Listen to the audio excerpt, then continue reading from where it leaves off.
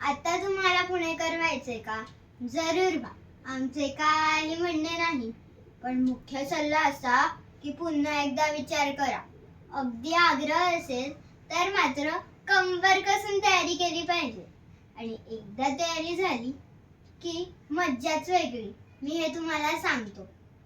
पहिली गोष्ट म्हणजे कसलाही न्यूनगंड बाळगू नका आणि प्रत्येक बाबतीमध्ये मतभेद व्यक्त करायला शिका. म्हणजे आपण कोण आहोत, आपला शैक्षणिक दर्जा काय, आपले एकूण कर्तृत्व काय, चा काही विचार न करता मत ठोकून द्यायचं. आता अमेरिकेची आर्थिक घडी नीट बसवण्याचा खरा मार्ग कोणता या विषयावरती आपण स्वतः पुणे महानगरपालिकेत उंदीरमाळाच्या विभागात आहोत नोकरीला, हे विसरून मत ठणकावता आली पाहिजे. अमेरिकेची आर्थिक आघाडी ठोका. दिवसातून एकदा तरी पूर्वीचं पुणे राहिलं नाही हो, पूर्वीचं पुणे राहिलंच नाही हे म्हणायलाच पाहिजे.